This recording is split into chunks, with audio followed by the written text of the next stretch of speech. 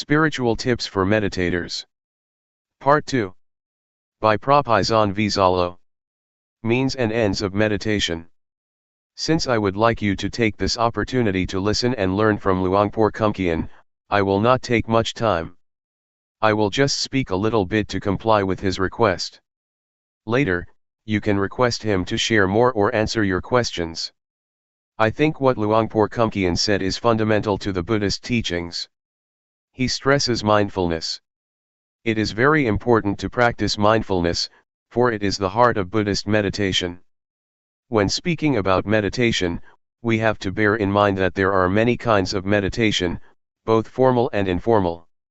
In fact, meditation is not an exotic method that has to be imported from the East. Meditation is what we have already experienced, what we have already practiced, whether we are aware of it or not. When you see nature, when you look quietly into yourself, when you reflect on your life, that is meditation. When you try to follow your breath with an expectation of calmness, that is meditation. Meditation can be practiced through drawing, painting, or music. So meditation is what we have already experienced to a certain extent. But, to make our meditation beneficial, fruitful, and worthy of our attempts and the time we spend, the shortest way, according to Buddhism, is to cultivate mindfulness. That is, meditation with awareness. Awareness is the means and end of meditation, and nothing else. For some people, meditation is the way to calmness, but for the Buddha, calmness should only be the byproduct of meditation. It is the reward that we gain from our practice. Yet, we also want to have total self-awareness. Self-awareness, or knowing oneself, is very important, as Luangpor mentioned earlier. According to the Buddha, to know oneself is to liberate our minds from suffering. We are overcome by grief or sorrow and suffer because we are not aware of ourselves. If we become aware, we can see clearly that we are carried away by greed, by anger, by anxiety. Once we become aware of ourselves, mindfulness is established. Once mindfulness is established, it is not easy for sorrow, anger, ill will, or greed to sneak into our minds. Guarding our minds with mindfulness is the secret of removing suffering.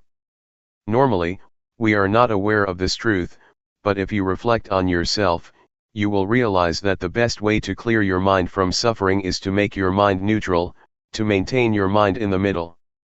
If we let our minds be subject to feelings of being pleased or displeased, like or dislike, rejection or attachment, our minds will never experience calmness or clarity. With mindfulness, calmness and clarity are possible. So with the formal practice of the Buddha, we can learn how to cultivate mindfulness, enabling us to be free from being all sorts of fire. The Buddha speaks about fire.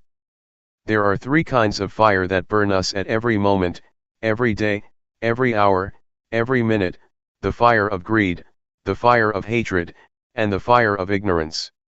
The fire of greed or the fire of desire, be it sensual desire or desire for becoming, always burns our mind and that make us feel as thought we are lacking. It is quite strange that the sense of lacking is prevalent in Western societies. Despite the material richness, despite the abundance, people are overwhelmed by the sense of lack. They may have a lot of things in their houses, they may have a lot of money in their bank accounts, they may have success in their careers, but people still feel that they lack something. That is why they try to gain more and more, consciously or unconsciously. Mindfulness is very effective at stimulating the knowing element in our minds, the conscious element in our minds. It not only helps us to be awake but also brings calmness, which leads to clarity. And once our minds become clear, insight into the nature of mind is possible. That is why mindfulness is very important. June 8, 1997. The Art of Meditation. You may have noticed the relationship between body and mind during your practice. They affect each other and we should make the best of them for our practice.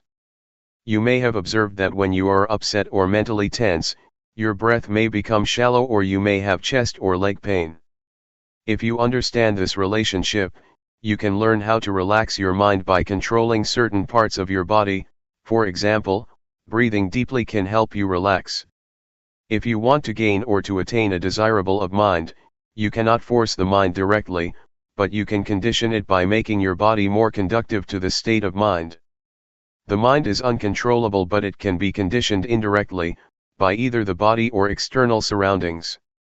For example, if you are in this room, you may feel drowsy, but if you go outside, you are refreshed because of the open air, the open space.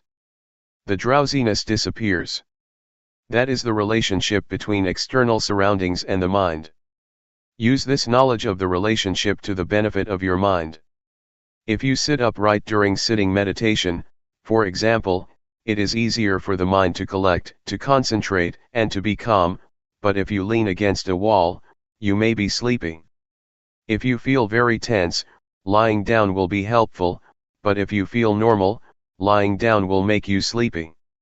This is the relationship between body and mind. Please learn how to take advantage of this relationship to improve your practice.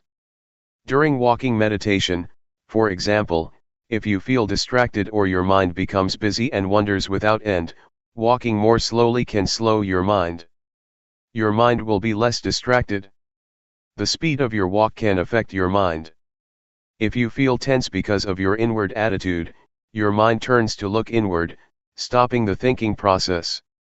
In this case, walking faster can help to release the tension. The position of your head also affects your mind. As I told you a few days ago, if you lower your head too much, tension tends to arise because your mind is turning inward.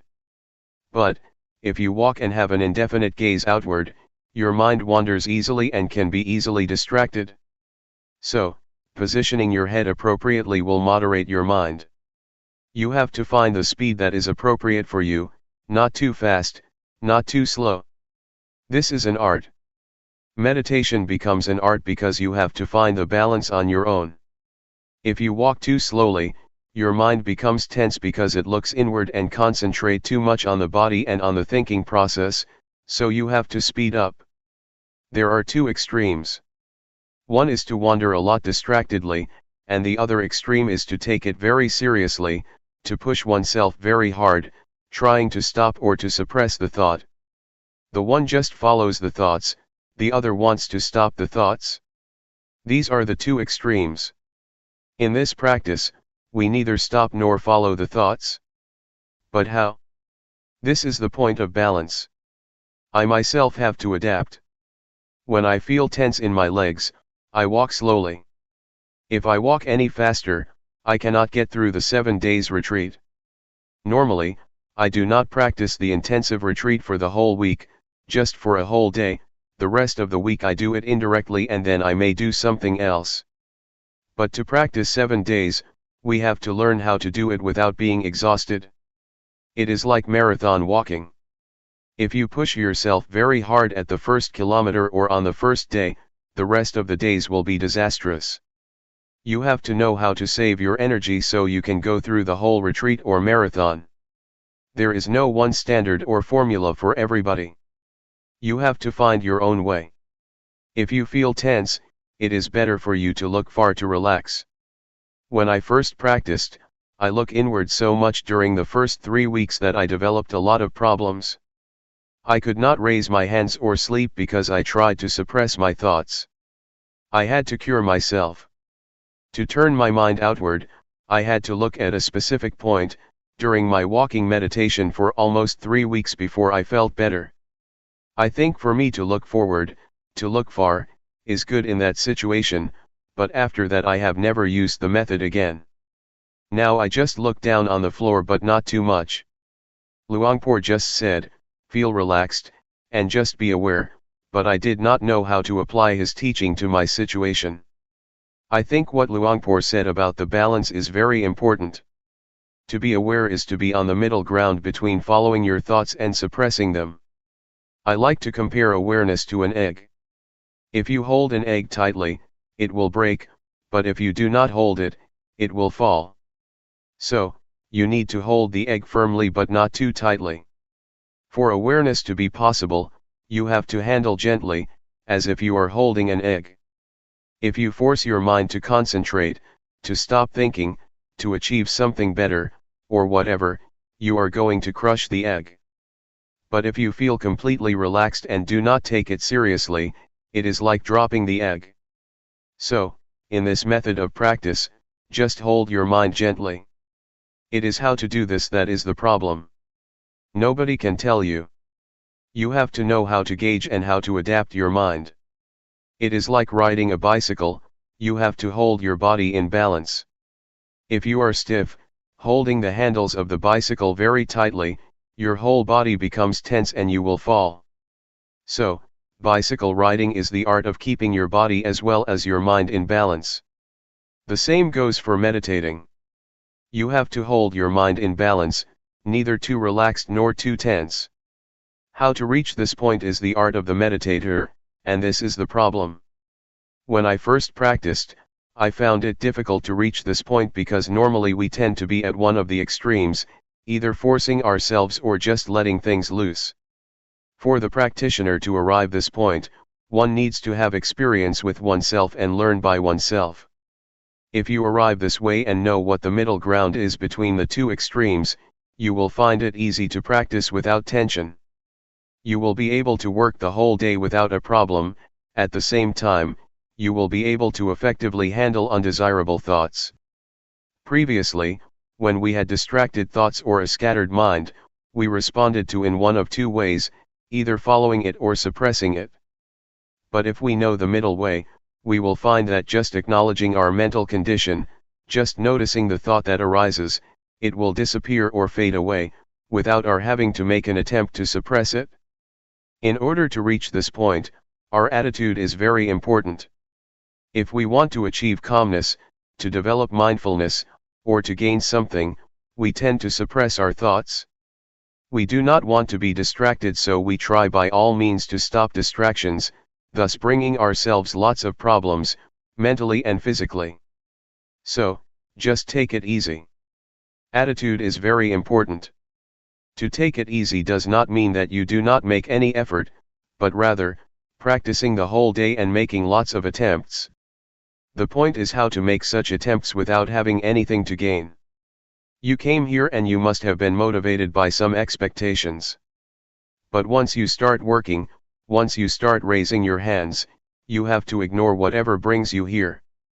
If you want something during your practice, that means your mind is in the future, not in the present. To practice here is to make our minds present here and now. Mindfulness is the presence of mind. To live your life mindfully means you have to make your mind present in everything you do. When you are watching, your mind is there. When you are walking, your mind is there. When you are taking a bath, your mind is there. That is mindfulness, or the presence of mind. You may wonder how to practice mindfulness while asleep. It depends on how you cultivate mindfulness when you are awake. If you are mindful most of the day, it will take care of itself during your sleep. You will learn that your dreams can be affected by mindfulness. Even consciousness plays a role in your dreams to a certain extent. They are not totally unconscious. They depend on the mindfulness that you have already developed. So, just take care during your waking hours, because it is the period of the day that we can control.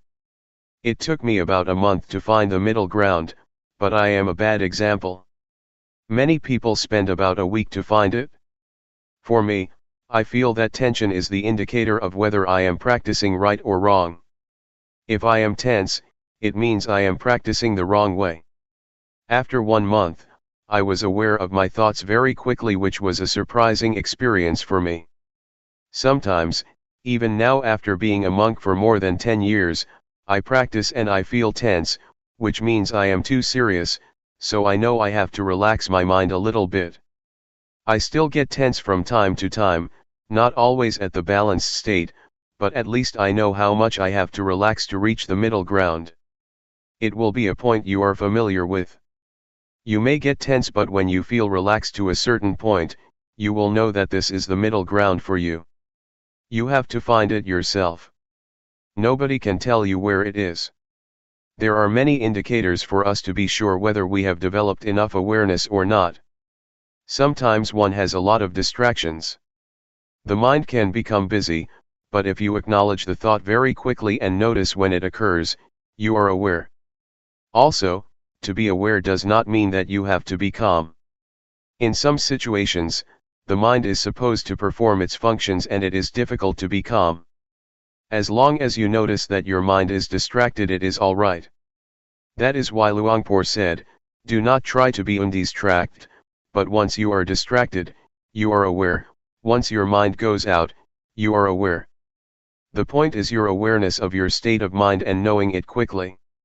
For a lot of people, meditation time is only the time when they sit cross-legged and close their eyes. Afterwards, they go to work, and cannot think of meditation. Meditation is limited to the room, in the morning and in the evening. But for us, the meditation zone means trying to make the whole day, or a certain period of the day, a time for meditation, even though you do not close your eyes and are still at work. It should start at a portion of the day, and then enlarge its zone. The more you are aware of every moment, the more meditation is a part of your daily life. It does not mean that only the time inside a meditation hall is meditation, and the rest is not. It should start from the meditation room and then enlarge to your whole life. Enlarge the zone in time first and then enlarge it in space as well. Try to integrate meditation into your daily activities. Try to use the movement of your body as meditation objects all the time, and try not to stay still. On the car or the bus, rub your fingers. Try to have some parts of your body moving and use the movement of your body. If you can use your breath as meditation object, you have a refined, sensitive mind. Yes, you can do that, too. Luangpor suggests using the blinking of your eyes or the swallowing of your saliva. Breathing is useful because you do it all the time, especially at night when lying in bed. But while typing, it may be difficult to be aware of your breath, so just be aware of the typing itself as the object of meditation. When you take a bath, the movement of your body is the object of meditation.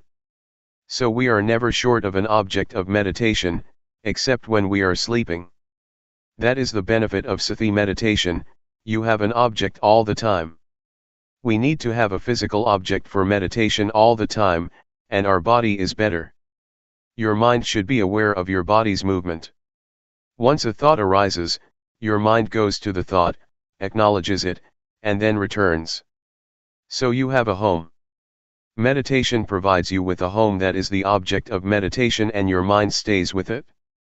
The movement of your body is the present moment. To be mindful is to be present in the present moment, so we try to provide a present moment for the mind, the body's movement.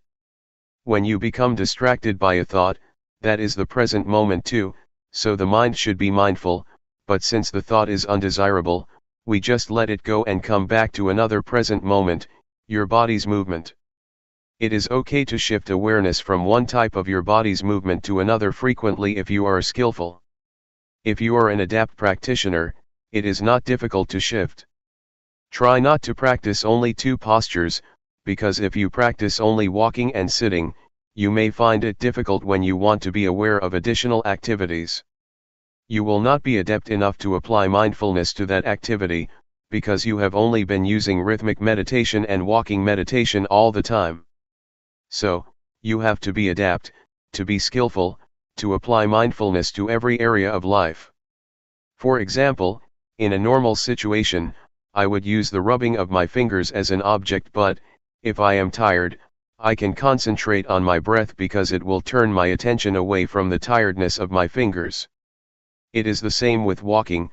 If I walk or climb up a mountain, at a certain point, I shift my awareness to the breath because my legs feel tired. This is the way to release tension. You can shift from one to another. In Thai, we called it a toy or hobby. We change from our routine to a hobby, and then we change back again. To make meditation more entertaining, we find something strange, something special, something new to play with, and then after we feel we have had enough, we return to the main posture. Please try to apply mindfulness to another postures or activities, not only in daily life but in the retreat too. When I practiced with Luangpor Teean, sometimes he asked me to clean the floor. He gave me a broom and asked me to be aware when I was doing that job. He wanted me to not stick to the two main postures. During the first few minutes, I felt disturbed, unable to be mindful of the work, because I had limited my activities to only two postures, and did not know how to apply mindfulness to that work. But later I knew. In Luangpor's retreat, he also likes people to stay with sitting and walking, but he will provide you with some work to do like cleaning the toilet, because he wants us to be skillful in every activity, otherwise you will not be able to apply it to other activities after the retreat. July 9, 1997. The middle ground. As you already know, we are training our mind to reach the middle ground, that is between the outward-oriented mind and the inward-oriented mind. Do not try to turn your mind too much outward or too much inward, to follow your thoughts or to stop them. The middle ground also means trying to avoid being lazy due to being too relaxed, or being strained due to too much tension. It also means that we have to avoid the two extremes of indulging in pleasure and indulging in pain. What does it mean by that, indulging in pain or indulging in pleasure? It means that when you recall a good memory or refreshing images you get high, and when you recall unpleasant feelings in the past, a bad memory, you get low. If you are moved like that, that means you are already indulging in pleasure or pain. If you are stuck in the pleasant feeling, that means you are indulging in pleasure, which is one extreme. If you get low or become angry, because of your thoughts about somebody that you have bad experiences with, you become dragged down by such thoughts or memories, or if you feel upset because of dissatisfaction with your practice, means that you are indulging in pain. So, to avoid these two extremes means try to keep your mind normal, stable, and unmoved by pleasant or unpleasant feelings, good or bad thoughts, good or bad mental experiences. So, you see that the term middle ground means balanced. It has a broad meaning. It means that you do not follow the thought or suppress the thought, turn your mind too much outward or too much inward, be lazy or push yourself too hard, or indulge in pleasure or in pain. It is the art of meditation to keep our minds in balance, to reach the middle ground. You may feel it is very difficult to attain this state of mind, even though you have come closer to it. Sometimes, you have already attained that balance, but you may be dissatisfied with it. You do not realize that you have already arrived at the middle ground, so you push yourself harder and go beyond that point, moving towards another extreme. Sometimes, your mind is too much inward so you try to relax, but you relax so much that you pass the state of balance, wasting a lot of time. Sometimes, you do not think this is the point that you need to attain. You think, oh, this is not the state of awareness because so many thoughts are still coming up, so I have to push myself harder. You are not satisfied with that state of mind simply because you have some expectation, so you keep passing the state of balanced mind without realizing that you have already experienced it. I think expectations are sometimes illusory. They are dangerous because they can deceive us, so we have to be very careful. We have some expectation about awareness, so we have already adjusted our mind to the expected state of awareness. Since we do not feel the calmness that we expected, and we feel thoughts still arising, we keep ignoring this state of balanced mind. I am sure that you have already experienced the state of awareness, the state of balanced mind, even though you may not realize it. So try again that you may find it and have confidence in it. Another point that I would like to mention is that, aside from keeping our mind in balance between the two extremes, we also need another art, the art of reconciling two opposing values. We face conflicts in our daily lives between freedom and discipline, between diligence and concentration. If you are too diligent, your mind becomes distracted, but if you concentrate too much, you tend to be lazy. The point is how to reconcile these two opposing values. Right and duty are another pair of values that we have to reconcile. Individualism and communalism are also two opposing values that we have to reconcile or our lives will suffer. We also face the same dilemma in meditation practice. It may be even more difficult than what I have already mentioned. One is to take it easy but to try hard. Luangpor always stresses this: relax. Take it easy, but try hard. Take it easy but keep trying all day. It is quite contradictory, but you have to reconcile these two or you cannot make progress. Luangpor Teean always said, take it easy, but seriously. Luangpor Teean, unlike Luangpor Teean, would give you only a 5-minute talk. At his interview, which lasted less than 5 minutes, he kept saying we should take it easy but seriously, or take it easy but do it all day. I was quite confused then, but now I understand what he meant. I think this is the kind of training that is very useful for our daily lives, because it is the art of working happily and more effectively. To be happy and to be effective is a pair of values that may seem to oppose each other, but that can be reconciled. During the practice, you have to learn not to expect anything, to just work.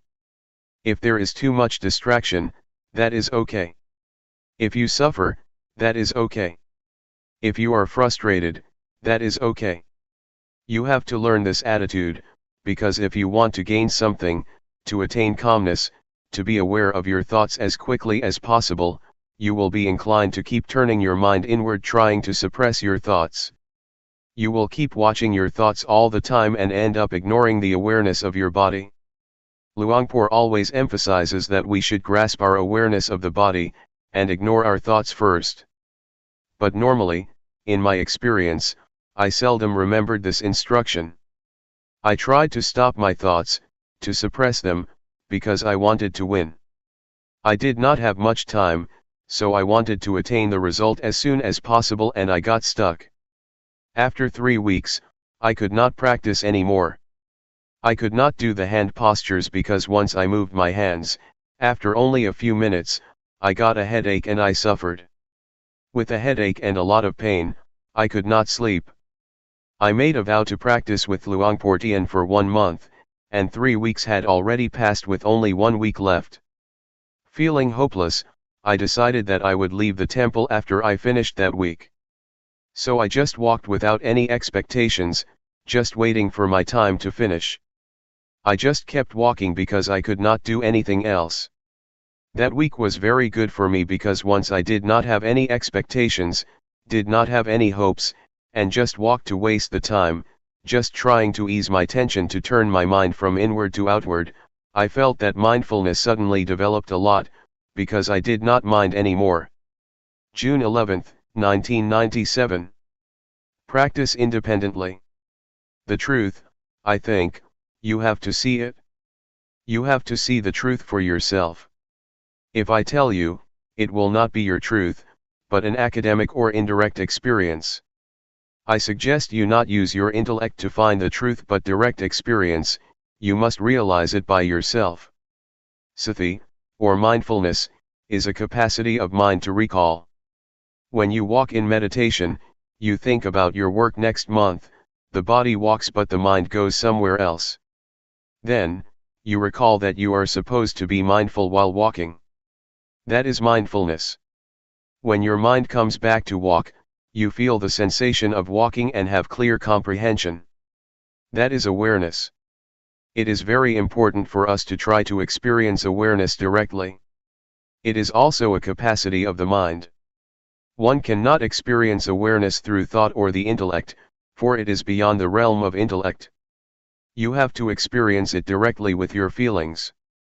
We use a lot of thought, a lot of intellect, but rarely the faculty of feelings or awareness. When you want to touch something, you have to touch it with the hand, not the glove. Intellectualizing awareness is like touching something through gloves, it is not awareness, not a direct touching with your mind. I would like to recommend you to practice independently. Independent of what? First, be independent of time. When you walk or practice, do not worry about the time. Some practitioners set the time, saying they will walk or sit for 1 hour. Then they set the clock in front of them. This will make hell out of their practice because they are concerned about the time, whether they have completed the hour or not. Even with 30 minutes left, they still worry. They are anxious about when they will reach the hour. Do not worry about the time or the clock, practice without any references, allowing your mind to get in touch with mindfulness or awareness. Sometimes you are also concerned about other people. Why does this person walk so quickly? Why does she walk so slowly? If you keep asking and comparing yourself with other people, you will not be sure whether it is good for you to walk slowly or quickly. That is why you should practice independently, unconcerned with other people. You have to find your own way, the suitable speed or suitable pace for yourself. Everybody has his or her own way of practice. Please ignore what the other people do, just be concerned with yourself. Another thing that may cause you anxiety is the notion of awareness, or the concept of mindfulness. You have some idea about awareness or mindfulness. When your experience does not fit with that notion or idea, you feel unhappy, you feel uncertain, you feel unsure about the practice. Please forget whatever notions you may have about mindfulness or awareness, even words by the master, or the teachers. The master said that awareness is like this, and mindfulness is like that. You become attached to these words. When your experience does not fit with these words or ideas, you feel unhappy. When I first practiced, I was confused. Somebody said you have to be aware like this, but the other master said you have to be aware like that. I was bewildered. Which one is the real awareness? It is difficult to explain what awareness is like. You cannot convey awareness by words, but have to know it from your experiences. This is true even of color. When you see this robe, you know exactly what color it is, but to express it out loud people use different words. Somebody says this is yellow, but others claim it is orange. Different people use different expressions even for the same thing. Please ignore these references. The fourth thing to be independent of is the previous results that you may have obtained.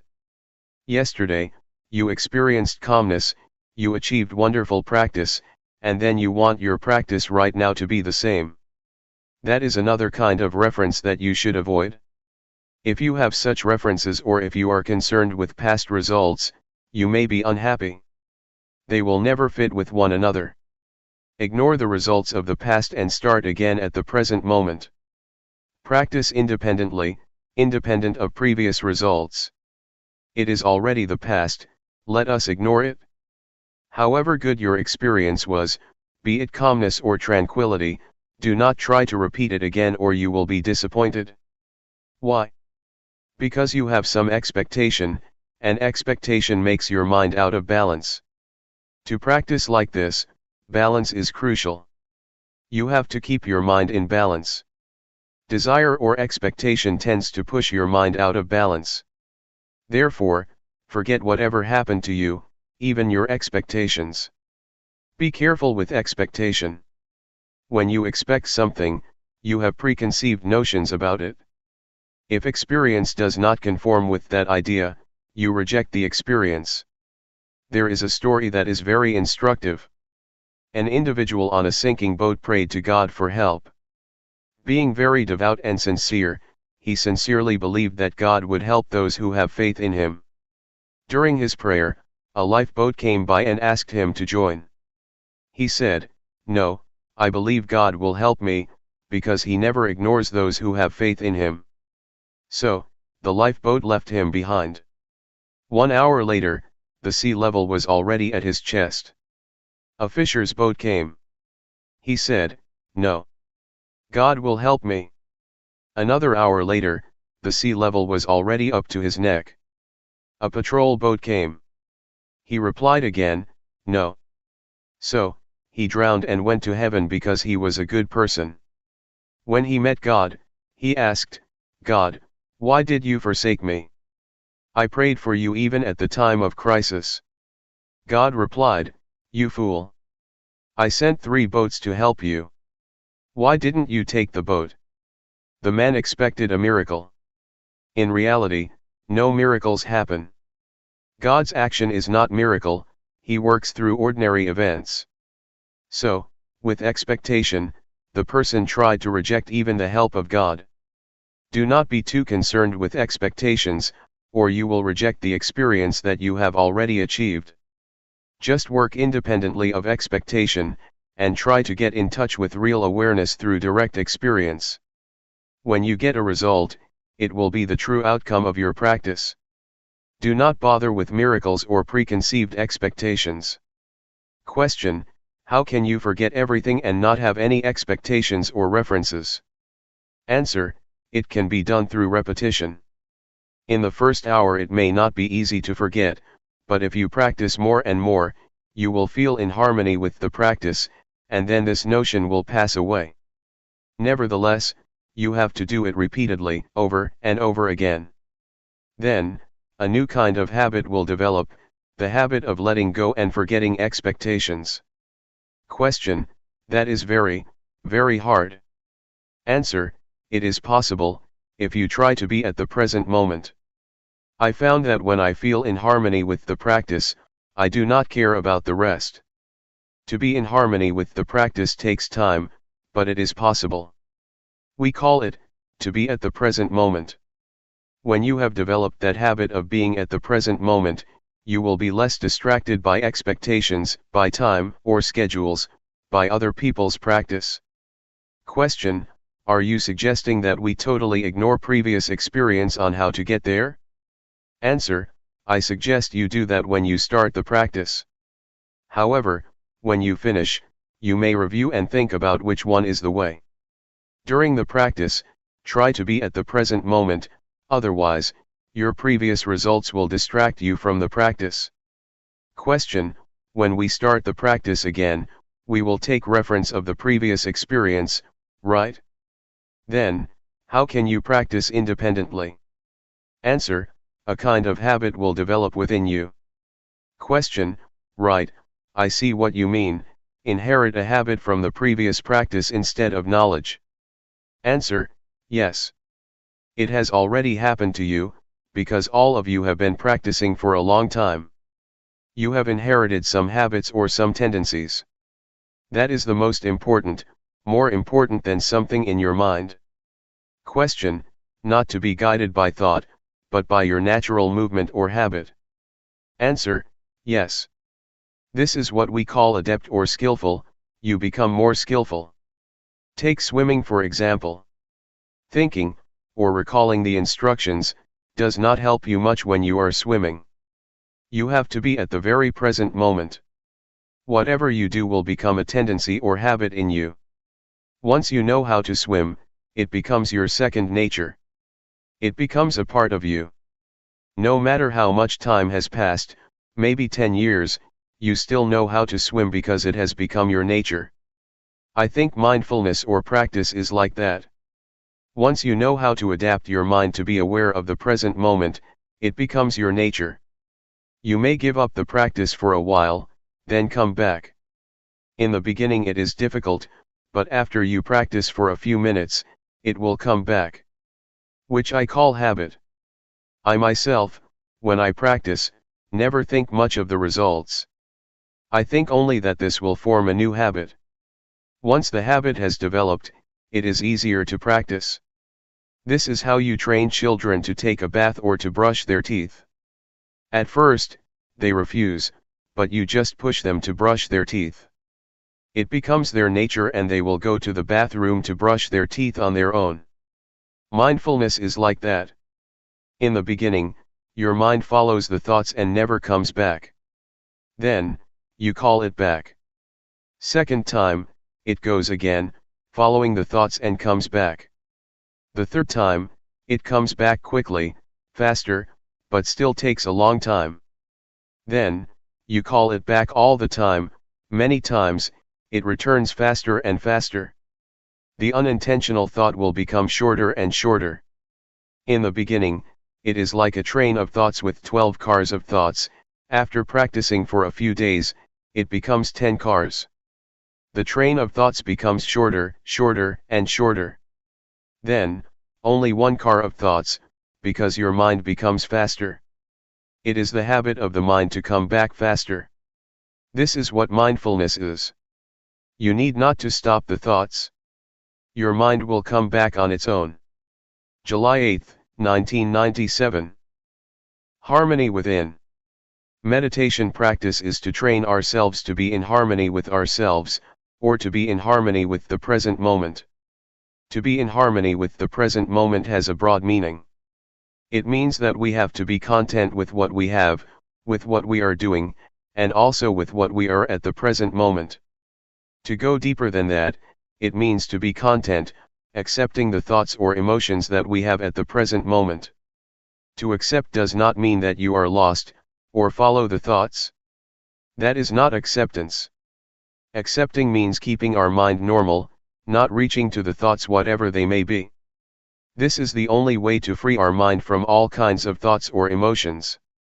Whether they are positive or negative thoughts, pleasant or unpleasant emotions, agreeable or disagreeable feelings, just observe them and learn to come to terms with them.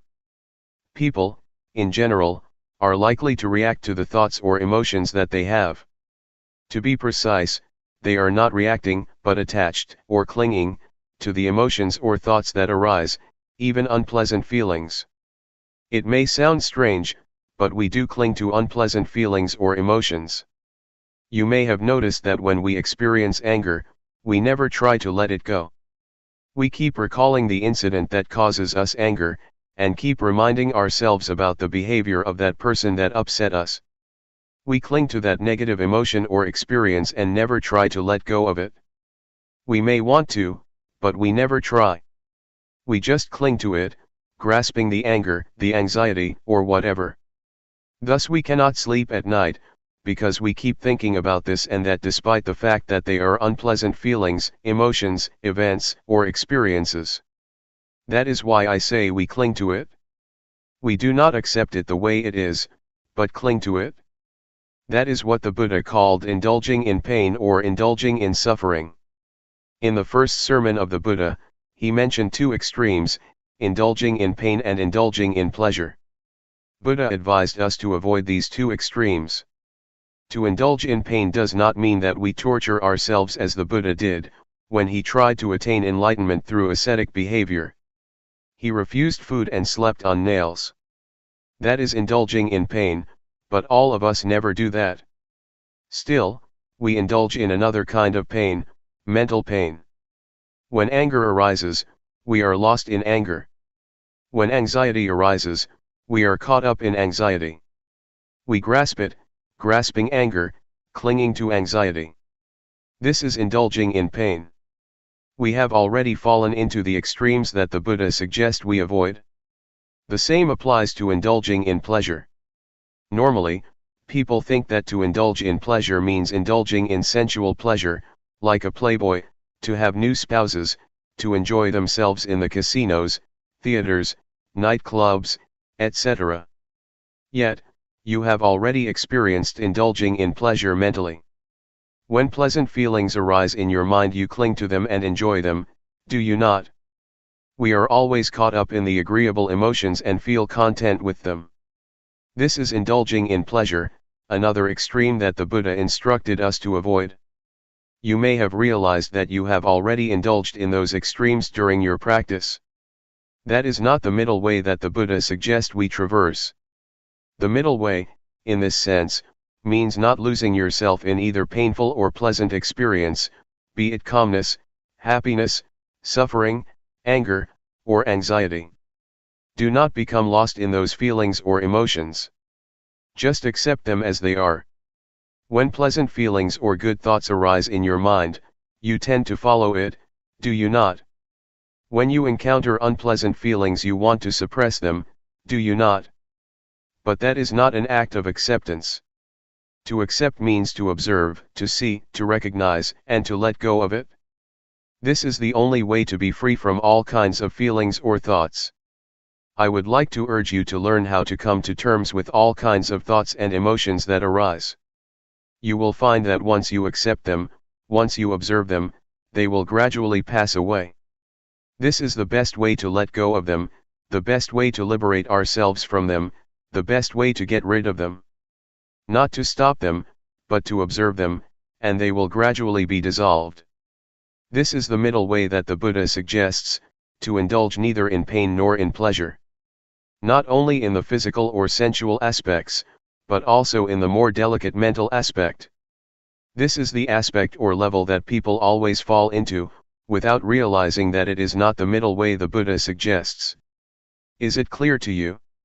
Just to elaborate what Luangpor said, to see, but not to identify with it. If you identify with it, you have already indulged in both pleasure and pain.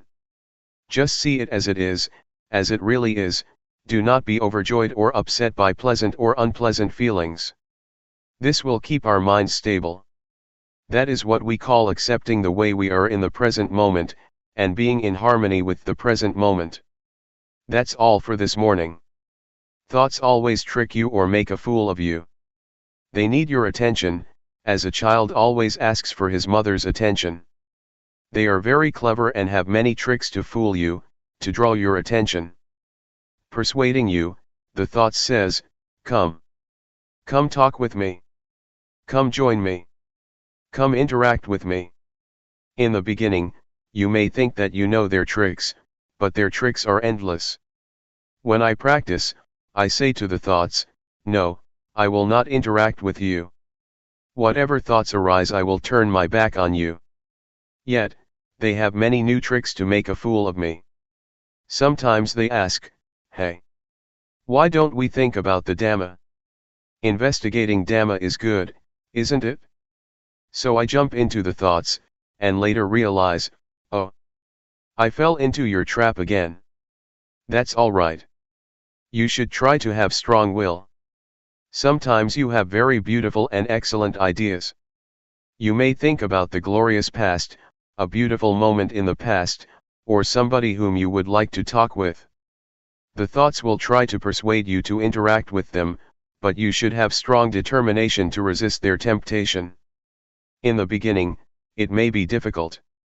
With the support from mindfulness, with the strength of mindfulness, you will feel it increasingly easier to ignore the call or temptation of the thoughts. Later, you will find that it becomes your natural response because, after a period of practice, the temptations of the thoughts become less enticing and less powerful. Why do they become less powerful? Because the thoughts become shorter and shorter. In the beginning the thoughts are long, like a train of thoughts. Gradually, the thoughts become shorter, shorter and shorter. The shorter a thought is, the less powerful it is. That is why you will find it increasingly easier to turn your back on them, and accept them the way they are. Once a thought arises, do not bother with it. Just see it and say to yourself, that's the way it is. Whatever the thoughts or feelings arise, be they good or bad, wholesome or unwholesome, just see them without being disturbed or annoyed by them. Yet, in the beginning, you may feel upset with yourself, because you never realized that bad thoughts or evil ideas could arise in you. Some desire will come up, and you will have never realized that you could have such bad ideas, such evil thoughts. But, it will arise. If you are mindful enough, you will accept it. That's the way it is. Gradually the equanimity arises. So I suggest you maintain the attitude of acceptance. Whatever ideas, whatever thoughts, whatever emotions occur in your mind, just try to keep them normal and have no preferences, like or dislike, appreciation or aversion. Try to avoid these two extremes, and just accept them the way they are. This is the second mantra I would like to present to you, that's the way it is. The bad thoughts that arise, the evil ideas that arise, are beyond your control. So, just accept them as natural, as normal. That's the way it is. Thus develop the indiscriminative mind. The ordinary mind tends to be judgmental. It always judges, this is good, that is bad, this idea is good, that idea is bad, I like this idea, I do not like that idea, I am content with these emotions, I am not content with those emotions. With a discriminating mind you will never experience peacefulness.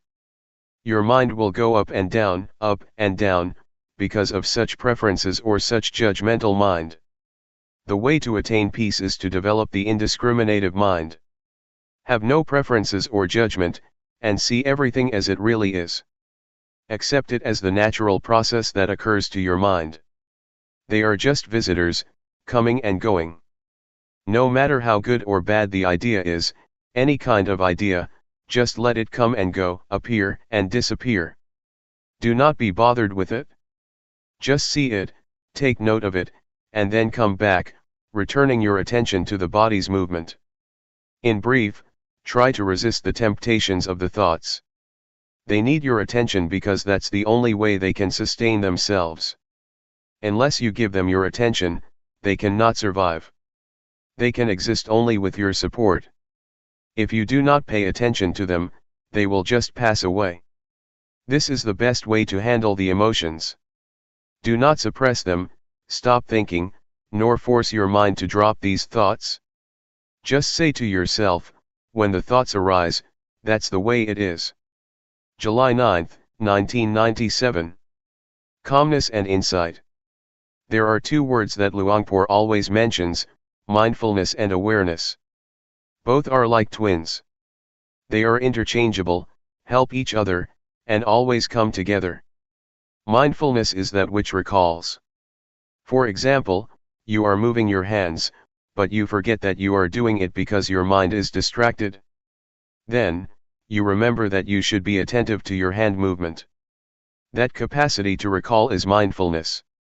Mindfulness recalls and brings your mind back to the action of your hands.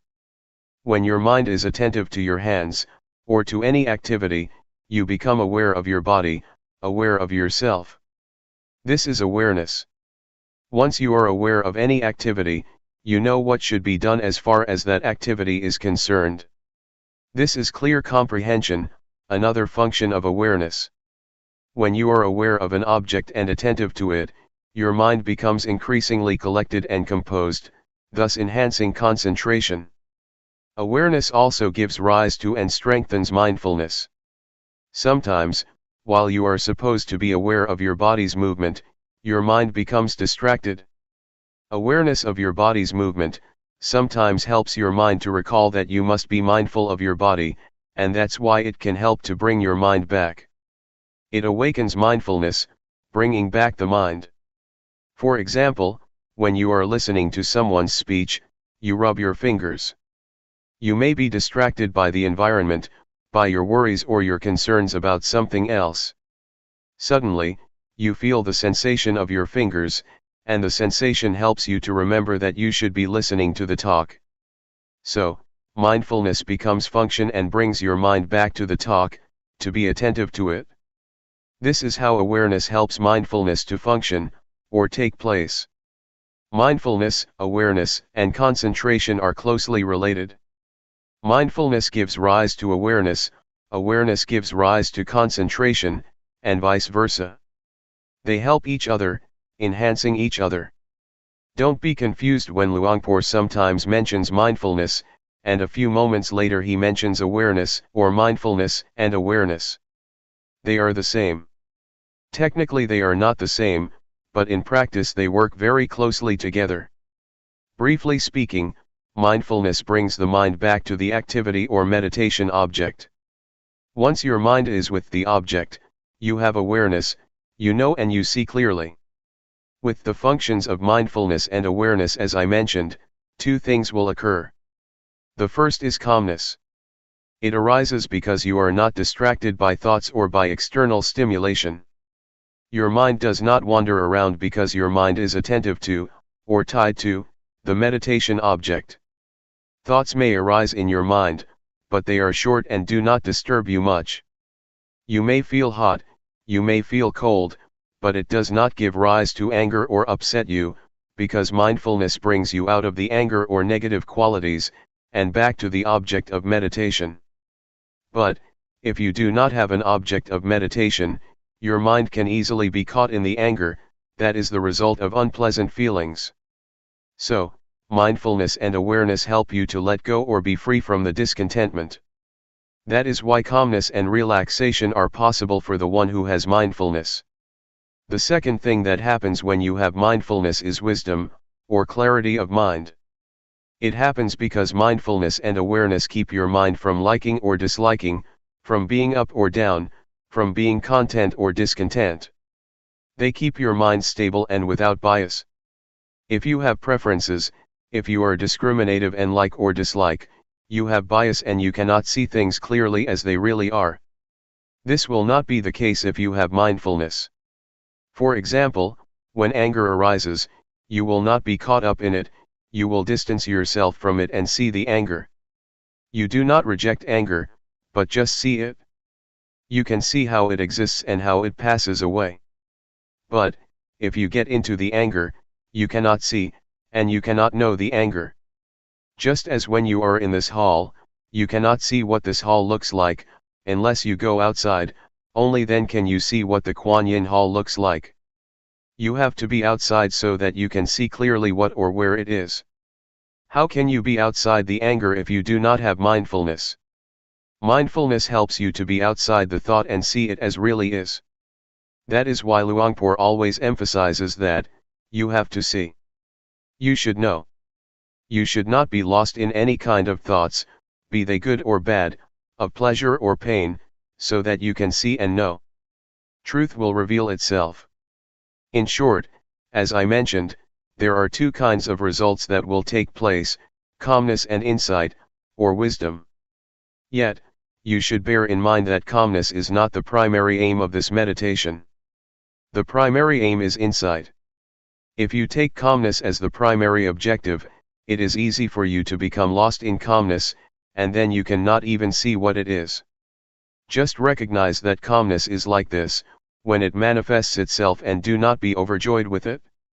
Just see that that's the way it is, and then try to maintain your mind to see, to be clear, keep knowing, keep observing.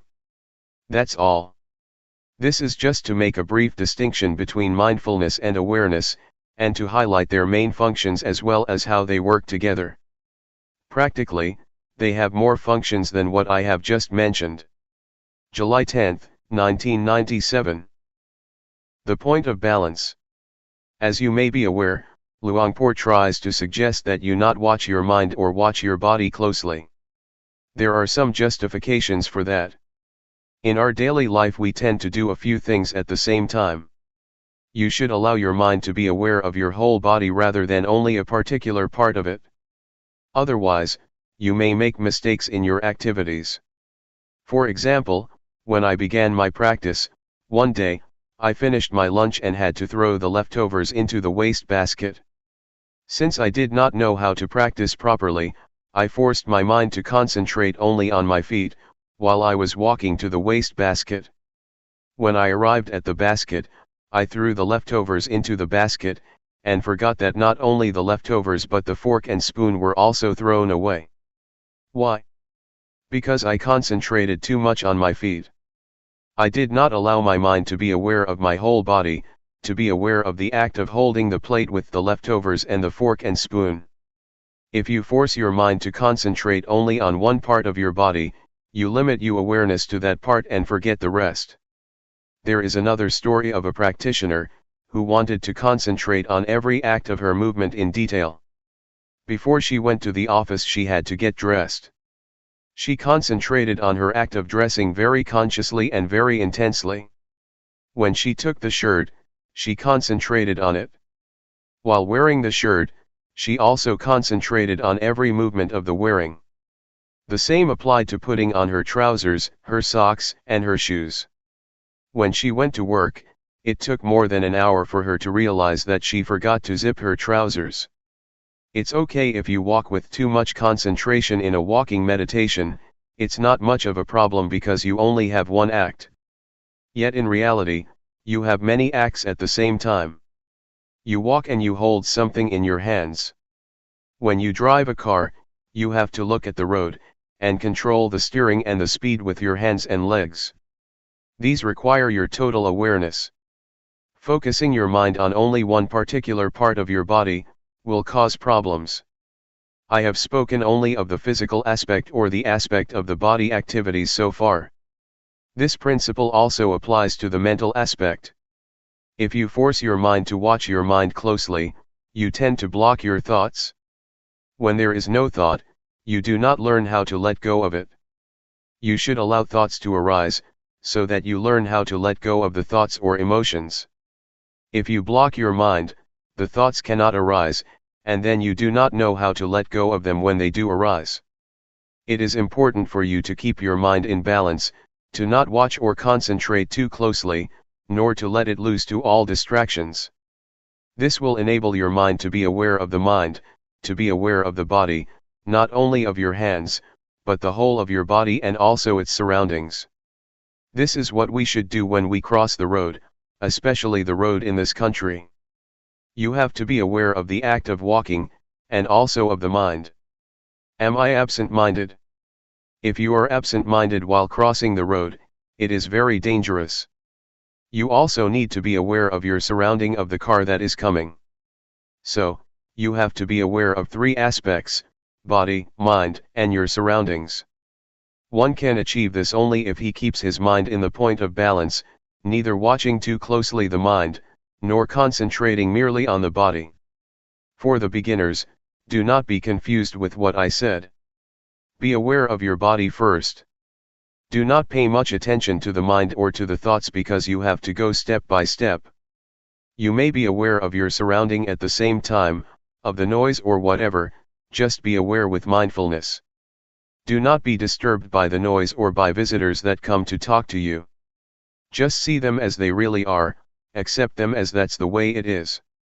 That's all. This is what Luangpor Teean instructed Luangpor Teean 30 years ago.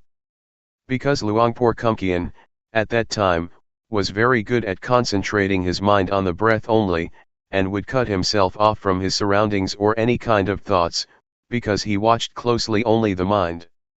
Once, when he was practicing in a closed room with closed windows and a closed door, Luangpor Teean came to interview him. Luangpor Teean did not go into the room but, standing outside the hut, asked, "What are you doing?" Luangpor Teean said, "I am practicing meditation." So Luangpor Teean asked, "Can you see me?" Luangpor Teean replied, "No, I cannot see you." Luangpor Teean then asked, "What does it take for you to see me?" Luangpor Teean replied, "I have to open the door first." So Luangpor Teean asked him to open the door. At once, he opened the door. Standing at the threshold, Luangpor Teean asked, "Now, do you see me?" Luangpor Teean replied, "Yes, now I see you." "Can you see inside the room?" Luangpor Teean replied, "Yes, I can see inside." "So, now you see both outside and inside, do you not?" Luangpor Teean said, "Yes, I can see both." Luangpor Teean said, "You should practice like this, do not focus your mind only on the inside. In other words, do not turn inward, but be aware of both the outward and the inward, that is the point of balance." So, Luangpor Teean suggested Luangpor Teean not block his mind or turn his mind inwardly, but allow his mind to be aware of the outside and of the whole of himself. This is how this practice is different from many other methods. Many methods try to block your mind. You can achieve concentration very easily with those methods. Yet, once you get out of the practice, your mind can easily be disturbed by thoughts, because you have not trained yourself in how to deal with them. Since the thoughts have been blocked, you have had no chance to be aware of them and thus learn to let go of them. This is how it is different. I just explained the reason behind Luangpor's suggestions. Why not watch closely so that you can develop total awareness during your practice, and apply total awareness during your daily life. July 10, 1997. Reconciliation. There are two fundamentals of practice. The first is to practice with relaxation. The second is to take it seriously. These two fundamentals are very important for the practice. The point is how you can reconcile them. When I first practiced, I felt it very difficult. I felt confused when Luangpor Teean said, be at ease, but take it seriously. He always stressed these words. Literally, he said, in Thai, do it playfully, but seriously. To do it playfully means that you have to be at ease when you practice, and to be at ease at the present moment. To take it seriously means you have to continue your practice all day, all week, all month, and all year. This is what he meant. To take it seriously means you have to continue it, neither giving it up nor stopping it.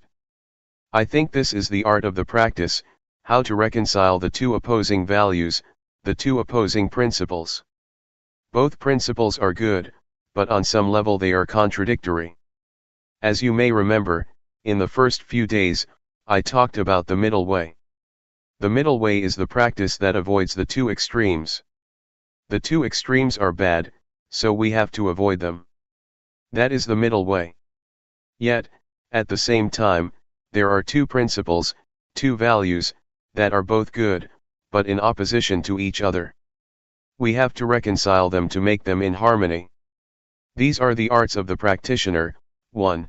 You have to avoid the two extremes because both are bad, and 2. You have to harmonize the two values. These two arts are different. Sometimes people are confused, they think the middle way is to mix good and bad, and then divide it in two. That is not the middle way. The middle way is to avoid the two extremes and, at the same time, reconcile the two values, the two principles.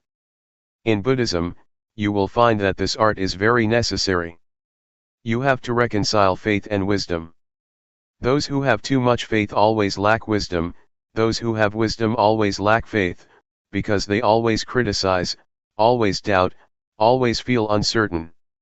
So the Buddha taught us to reconcile these two principles, do not miss any of them, but combine them in harmony. The same applies to diligence or earnestness and calmness. If you are too diligent, you tend to lack calmness or concentration, but if you develop too much concentration, you tend to be indolent. Again, you have to combine, or reconcile, concentration and diligence. Now, let us go back to what Luangpor Teean always mentioned, to practice relaxed, but seriously. It means that when you practice you should feel that you are taking a rest. When you walk, it is not much different from a morning walk or evening walk, in the sense that you do not expect much from such a walk. When you have a morning walk you do not expect much from the walk, do you? That is the attitude that we should apply to the practice. When you take something lightly, you do not worry about it, which enables you to feel joy and be relaxed in doing that work. Since you are not worried with the outcome, your mind can easily get into the balance. Since you are not worried about the outcome, and also have joy in doing the work, you can do it continually. You are not frightened with the work or become turned off by it. When children play, they can play all day and all night without being tired, because they feel joy and do not expect much from their play. Yet, if you ask them to do their homework, you turn them off because there are a lot of expectations from the teachers, from themselves and from their parents. There are standards against which the outcome has to be compared, and this always frightens, or turns off, people. That's why I asked you not to set any standards, any goals, or have any expectations. Do not set the goal that you will not be distracted in the next 10 minutes. You cannot do that, just be concerned with the present moment.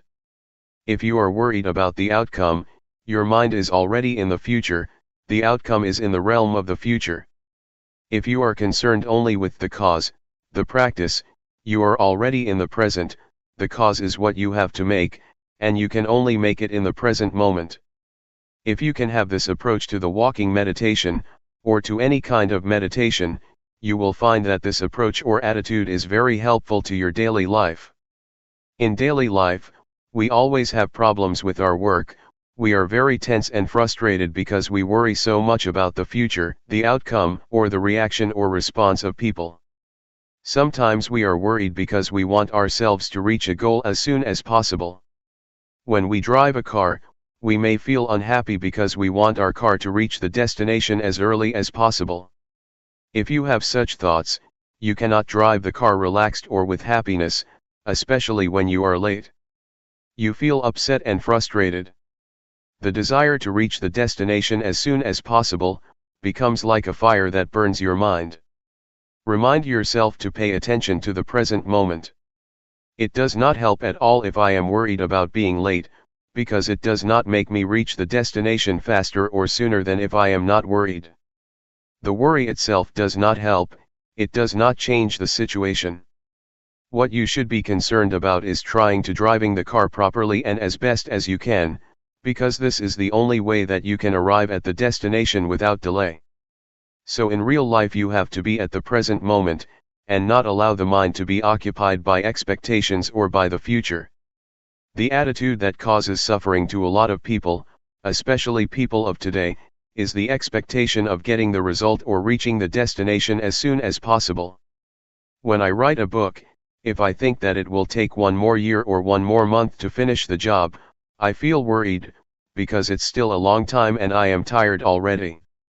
Yet, if I bring my mind back to the work that I am doing at the moment, I feel less worried, and concentration takes place easily, because being at the present moment brings you calmness and concentration, and can enable you to continue your work without much problem.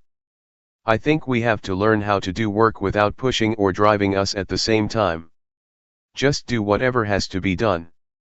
If you do it continually, it is certain that work will produce results.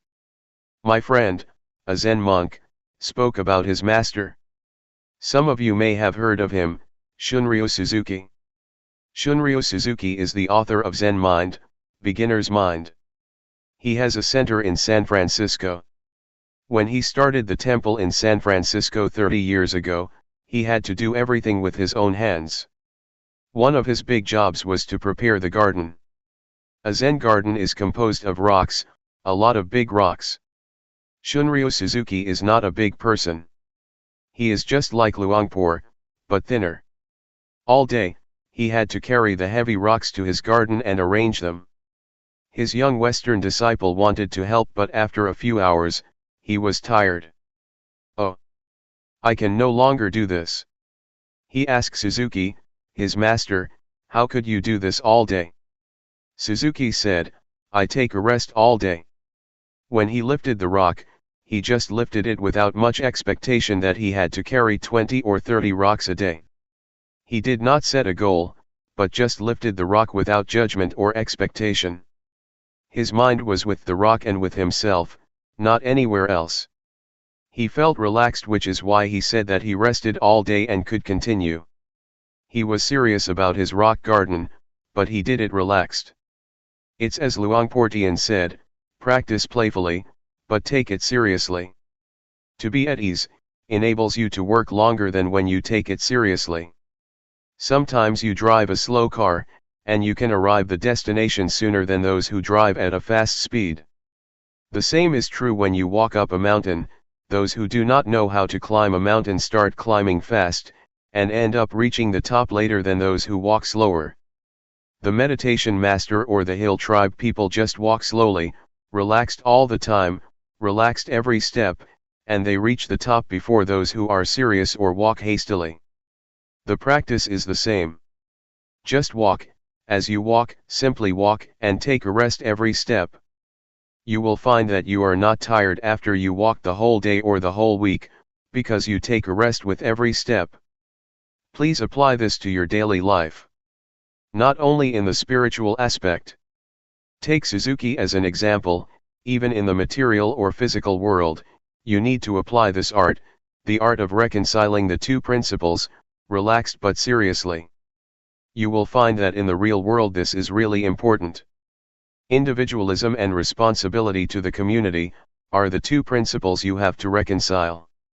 In this country, they stress only individualism, and you have a lot of crime, a lot of drug addiction, etc., because people have lost the sense of communal responsibility. Individualism and responsibility to the community are both important. Right and duty are two opposite values that you should reconcile. The pursuit of happiness and virtues are both values. You cannot discard either of them. If you pursue happiness while ignoring virtues, you create problems for other people. If you are attached too much to virtues, you have no happiness because you are always afraid that you will offend other people, and you make yourself tense. Freedom and order are another example. Freedom is good, but order is good too. Yet, if you stress freedom, no order can take place. If you are too much concerned with order or discipline, freedom might be affected. So you have to reconcile these opposing values. This can be done if you learn this art from the practice. I myself have learned a lot from the practice. Because this art is very crucial for the practice, if you cannot learn it, it will be very difficult to achieve the practice. Please take this practice as a way to train your mind to have a skillful approach to your life, not only to meditation but to your whole life, to your family, to your work, and also to society as a whole. This is what I would like to offer this morning. July 11, 1997. Dealing with expectations. Let me elaborate on expectations' relationship to the practice, just to clarify this morning's talk. When I said that we should not have expectations during the practice, I did not mean that we should suppress or try to stop our expectation. This cannot be done because we come here with expectation, and expectation is inherent in our practice. I just want to say that despite our expectations, we should not allow them to bother us during our practice, let ourselves be preoccupied with them, or let them drive our practice. Just realize that, okay, the expectations are there, but there is no more than that.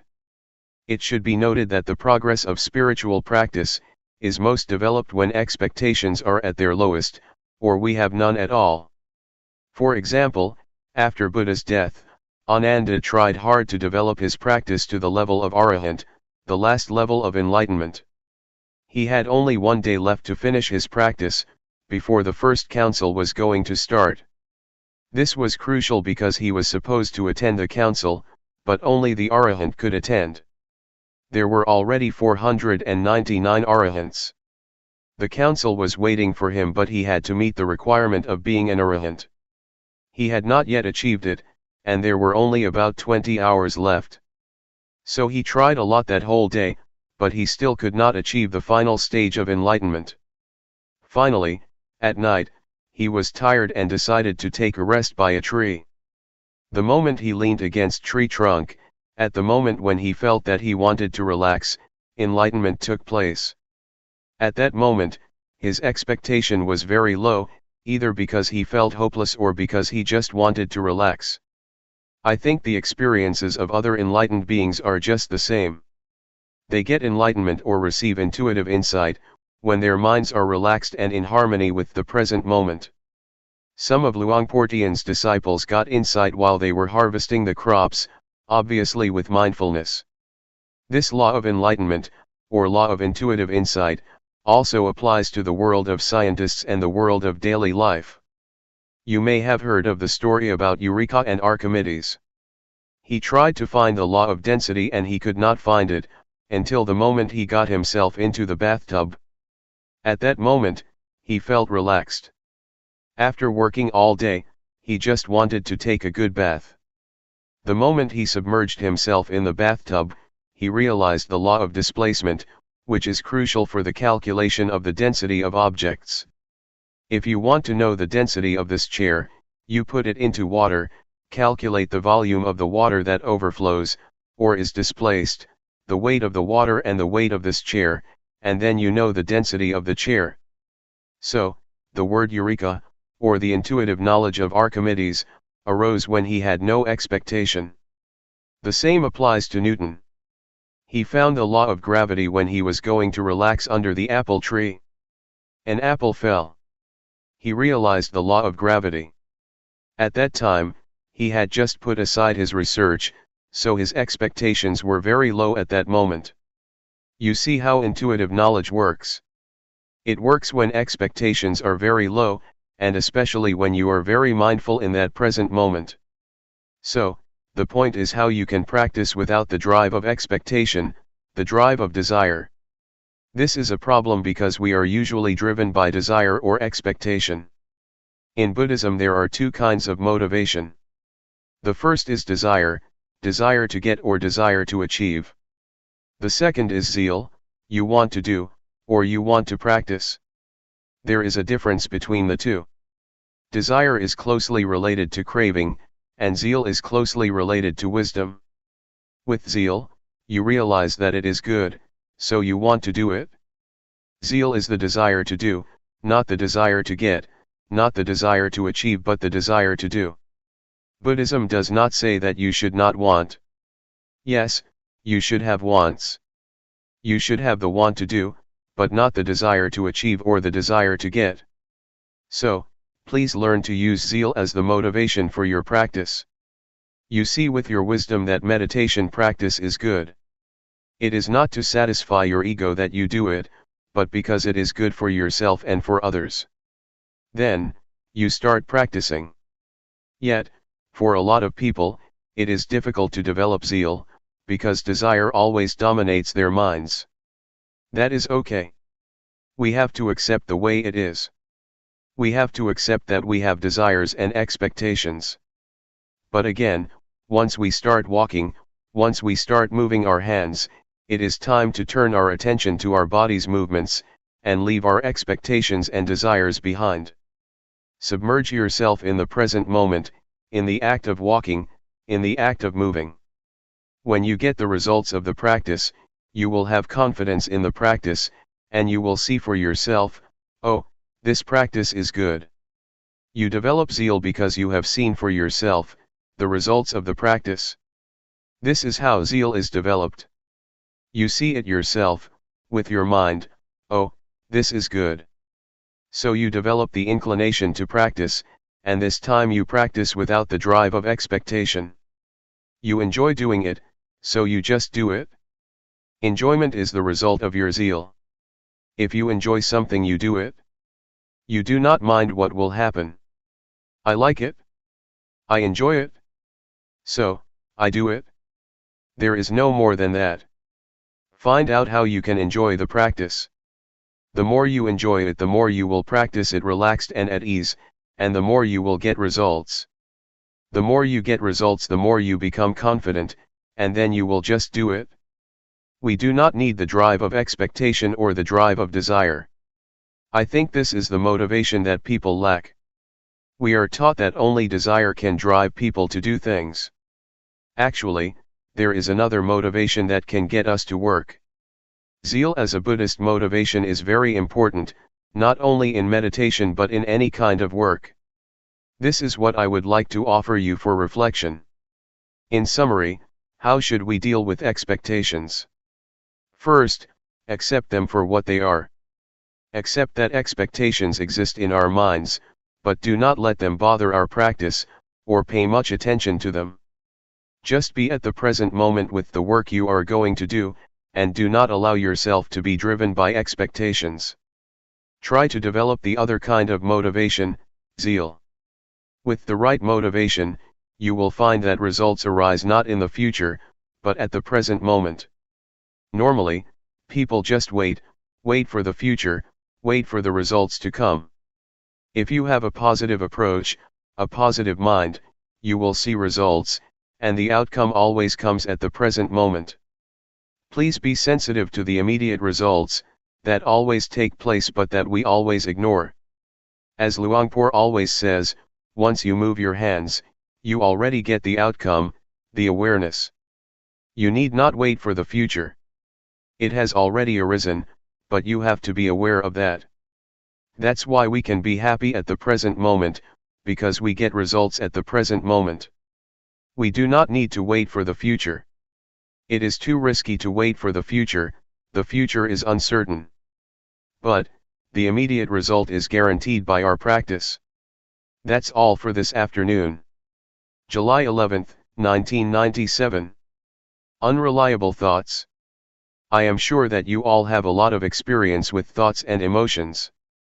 Some of you may be able to see the thoughts themselves. You may realize that these thoughts, emotions, and feelings are quite unstable, which is why they are uncontrollable and unreliable. But, despite their instability, thoughts and emotions have a lot of power to tempt us, because they need our attention to sustain themselves. Without our attention, thoughts and emotions just fade away. They need your attention, it is the only requirement for their survival. You know, it is as if thought has a life of its own, despite its instability. It is like a virus that tries to manipulate your cells, drawing support from you. If you are not aware of such nature of thoughts and emotions, you can be easily tempted by them, deceived by them. They try to lure you, saying, "Hey, I am you." My thoughts call me, saying, "I am Paisan, I am yours, so you should take care of me." Sometimes I am tempted to take them to be my belongings, because they are very smart thoughts, very intelligent thoughts. I would like to grasp them, but you have to be careful, not to rush and grab them. Do not believe them so quickly because they are unreliable, especially the unintentional ones. We cannot even believe the good thoughts, for they can play tricks on us too, if we are not mindful enough. There is a story about a person who enjoyed drinking, and tried to give it up but failed. Every time he passed the bar on his way home, he could not resist his desire, the temptation, to go inside and have a drink. He tried to resist many times but failed. One day, he was determined that he would not fail himself any more, so he prayed to the Buddha, to the Dhamma, to the Sangha, and to all the other deities, after he finished his job in the office. He felt quite strong after he had asked for help from everyone to increase his willpower.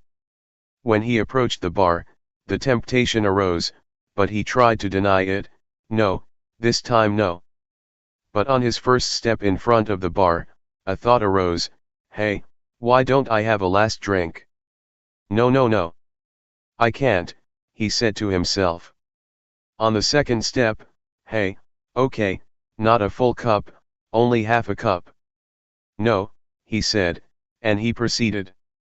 The bar was not very big, but those few moments seemed to last a very long time. Then, another thought came up, "Okay, 1/4. "Better not," said a voice in his mind. Suddenly, his friend in the bar called, "Hey, come come." Again, he refused. But then he thought, "Hey, it will break the friendship if I refuse his offer." But, he was still determined not to drink. Thoughts of every rationale you can imagine flashed through his mind. Nevertheless, he finally passed the store. "I've done it. I am the winner." He was suffused with a sense of victory. Suddenly, a thought came up, "Hey, let's celebrate the victory." He then turned back to the bar. Thoughts can trick us. They are very rational, and can turn even victory into disaster. We should not believe them but try to see them, so we do not fall into their trap. So, mindfulness is very important even in daily life. Every year many old women would come to see Ajahn Chah, a big master in northeastern Thailand, and ask his permission for them to stay at the temple, because they had quarreled with their husbands. Everybody would say, "I will stay here for life. I will not go back to my house anymore. I am fed up with him. No more. I am disenchanted with the household life. Please allow me to stay and practice with you." A few days later, the husbands would come, visit them, and ask them to go home. The women who had been determined to stay in the temple for life, would change their minds after a small chat and decide to go home. Even strong, powerful, and quite determined thoughts can disappear, or wear out, after a few days passed. You may have noticed that you have a lot of good thoughts or ideas during the practice. "I want to do this, I want to do that, after I go home I will do this, I will do that." But if you do not jump into that thought or idea, and just see it and ignore it, after a few hours or a few days, you will find that that thought becomes weak and is not as interesting anymore. When you have a beautiful or great idea, you need to remind yourself, "It is not sure." This is the third mantra I will give you. Do you remember the first two mantras? Never mind and, that's the way it is. Now, the third one, it is not sure, or is that so? If you reach some conclusion about someone, like, "This guy is very bad, this guy is unfaithful to me, this guy is deceiving me, or this guy is very good, he is very generous, you should say the mantra to yourself, is that so, or that is not sure. If it is a real thought, a real judgment and the right conclusion, it will last. Otherwise, it will waver and weaken. So try to see thoughts as they really are, unstable, uncontrollable, and unreliable. Unless they are born out of wisdom or mindfulness, they are completely unreliable. This is just the first step of insight into the nature of thoughts. During the practice, you may reach this understanding, and later you will see the deeper characteristics of thoughts and emotions. Luangpor repeats many times, they are impermanent. They are unsatisfactory. They are not self. Even happiness, pleasant feelings, or the bliss from meditation, are ultimately unsatisfactory. After you have been absorbed by joy for a while, you will feel that it is not enough. You want more. If you attain the first absorption, in the first few days, you feel very happy. Later, you find that you want more. You want the second absorption. You want more and more, because your level of happiness has increased. You need more happiness to satisfy your new higher standards and expectations. It will never end. But if you are mindful enough, and do not fall into the trap of happiness or pleasant feelings, you will feel content. You will have contentment. You will know what self-contentment, modesty, and moderation mean. Moderation is possible only for those who have mindfulness. Otherwise, you just need more, and it will never end. This is about unsatisfactory. The last characteristic is selflessness or no self, which is very important. You may be able to understand this, when you see that the thoughts you have are not really yours. If you are mindful enough, you will see that this is not my thought, this is not my emotion. But without mindfulness, you tend to grasp it, taking it as your own. We are likely to take it to be me, to be mine. This is mine, this belongs to myself. This thought is my thought. If you disagree with my thought, you disagree with me. You take it personally. A lot of problems arise because of such disputes. When your friend disagrees with an idea which you take to be yours, to be yourself, you tend to be angry. Since you feel that he or she is questioning you. But, if you take this idea as just an idea presented by you without attachment to it, it does not matter at all if your friend disagrees with your idea. With your practice, you keep being aware of the thought, you see it come and go, arise and cease, occur and pass away. If you try to grasp or maintain beautiful feelings or pleasant emotions, they will resist your attempt. You will realize that they are uncontrollable and not yours. They cannot be yours.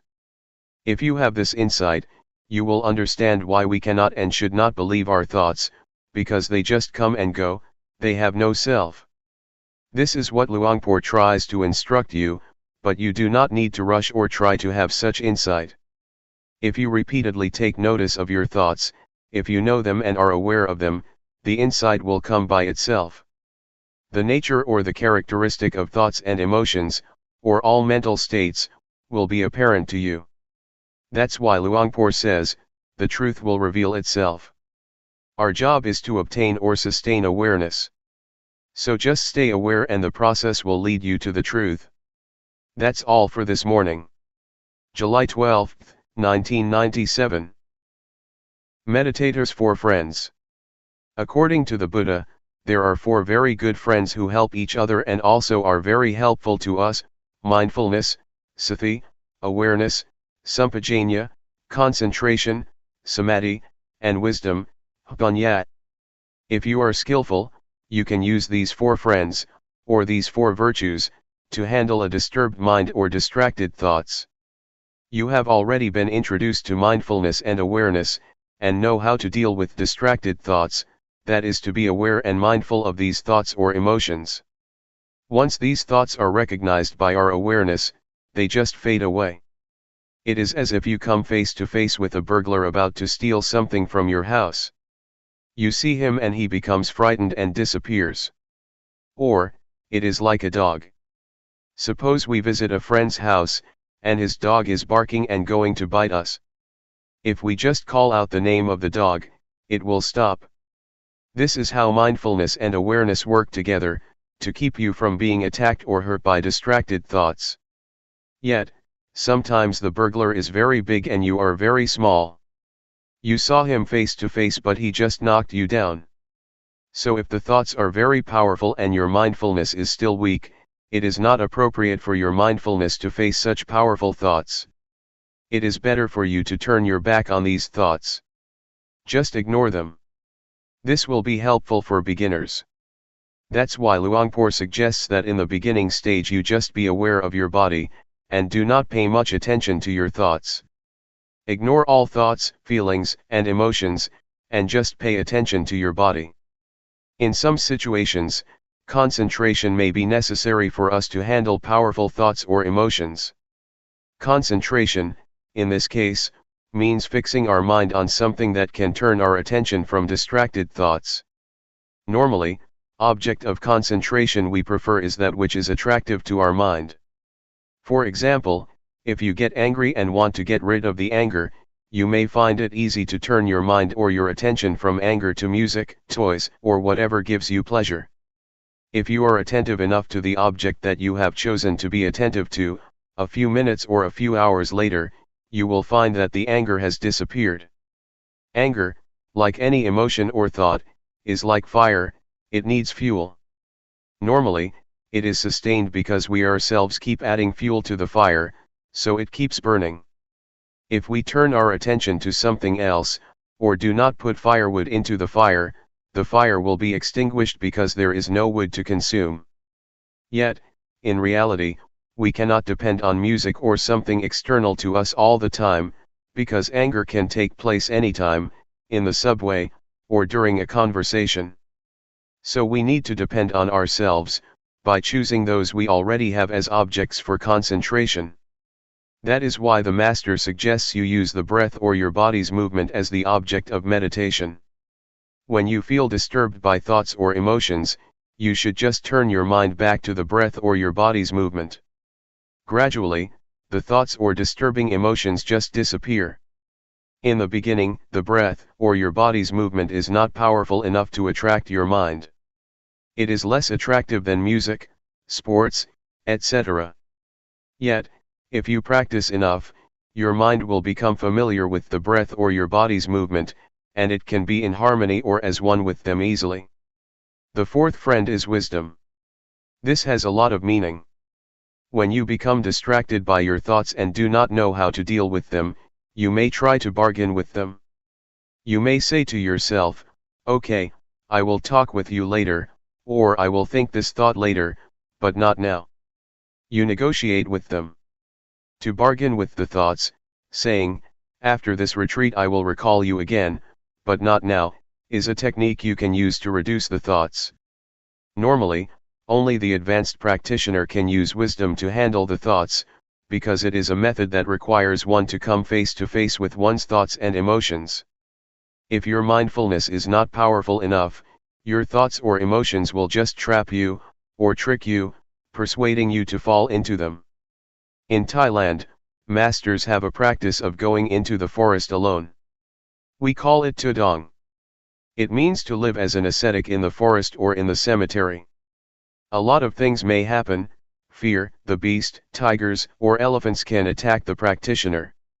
Many masters find that the fear or threat from the wild animals is good instrument, good condition, or great situation, to pressure them to develop concentration, because if they turn their attention from the breath to the beast, they will be overwhelmed by fear.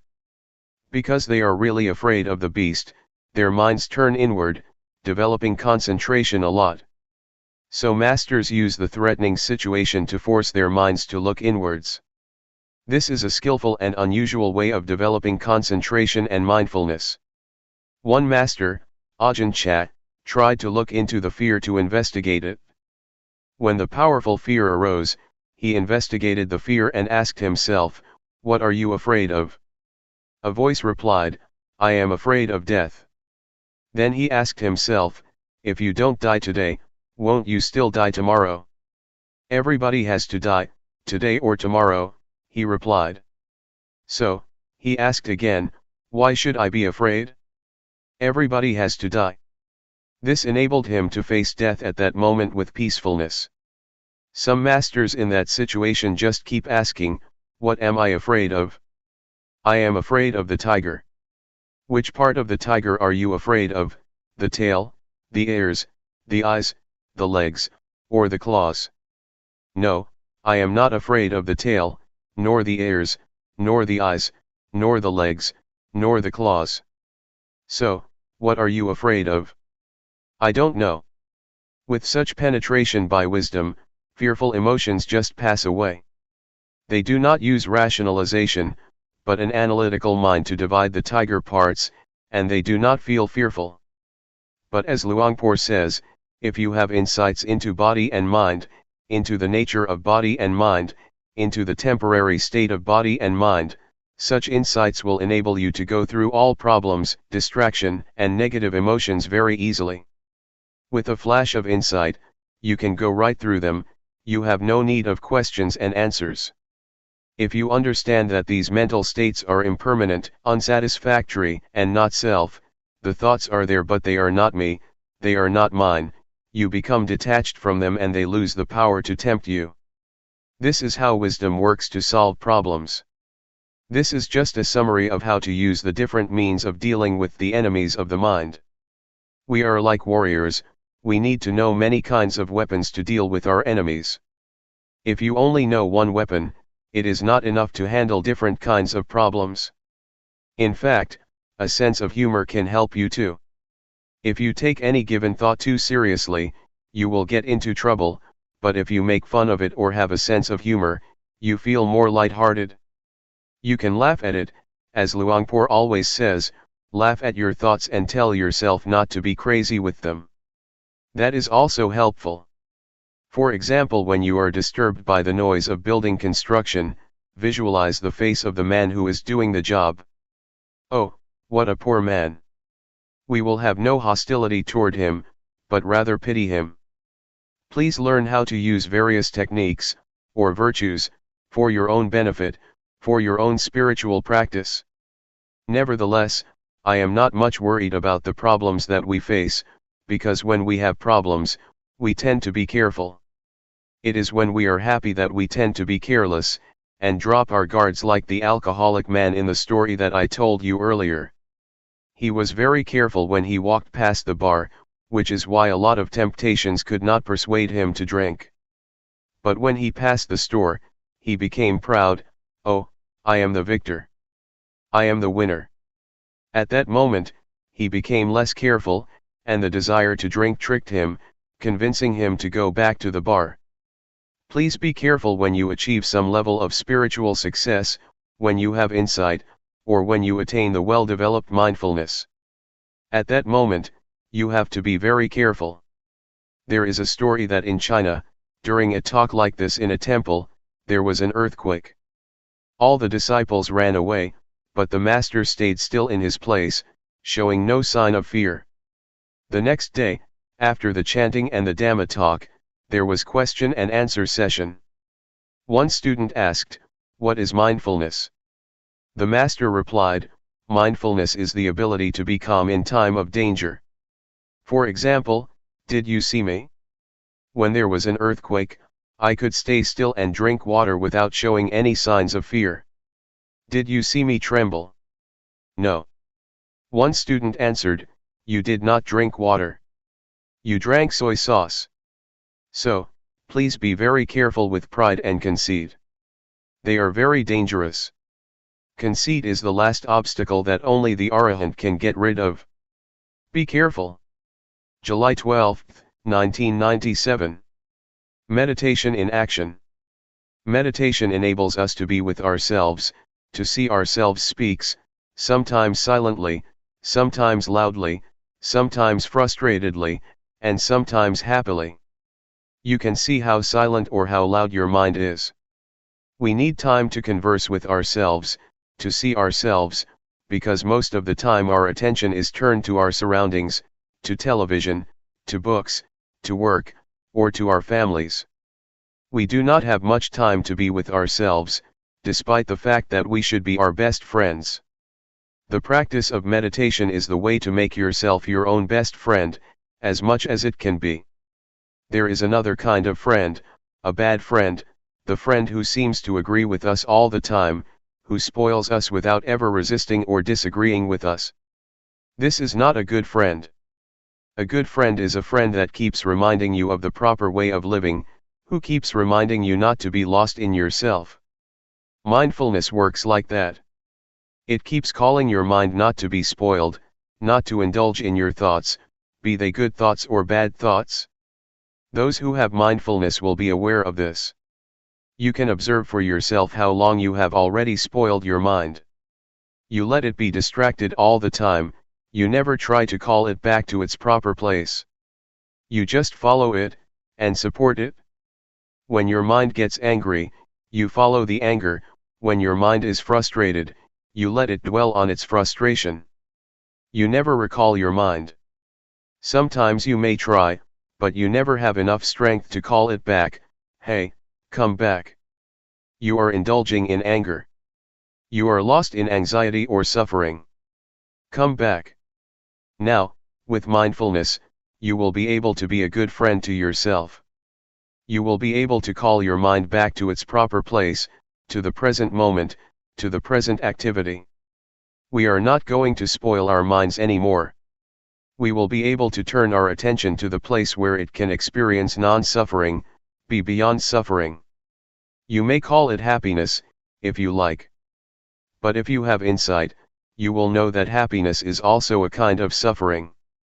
Suffering is like the head of the snake, happiness is like the tail of the snake. When you touch the tail of the snake, it does not bite you instantly, but later, the snake will turn around and bite you. That is why we should go beyond happiness and suffering, a state that can be achieved with mindfulness. Now, we are able to be our best friend, a noble friend, Galyanamitta. Galyanamitta means noble friend. It is like this with weeds too. Weeds are undesirable in some respects, but if you arrange them properly and skillfully, they can live peacefully with the flowers, and become part of a beautiful garden. Weeds are not useless all the time, in some situations they are very beneficial. They become herbs or decorative plants in the garden. Learn how to arrange the ugliness or the undesirable qualities in your life properly and skillfully, so they can be transformed from harmful to beneficial properties. Anger can be transformed, anxiety can be transformed, jealousy can be transformed, hatred can be transformed, but these transformations are not possible, if you do not know how to come to terms with them. So this is how we can be our best friend, to not regard ourselves as the enemy. A lot of people hate themselves. They cannot bear themselves because they find a lot of bad things in themselves. That is the kind of relationship that we should avoid, the kind of experience that we should avoid. Use mindfulness or awareness to accept, and use these bad things for both the benefit of your spiritual well-being and your daily life. I would like to encourage you to continue the practice after the retreat, in whatever way you prefer or is suitable to you. As you know, there are two ways of practice, formal and informal. You should combine these two ways of practice. In fact, informal practice is very useful. It is very powerful for us, especially for lay people, but even for monks, because we spend so much time in our lives informally. Just think, in our lifetimes, we spend about 7 years altogether in the bathroom. Incredible, but it is true, 7 years in our bathroom.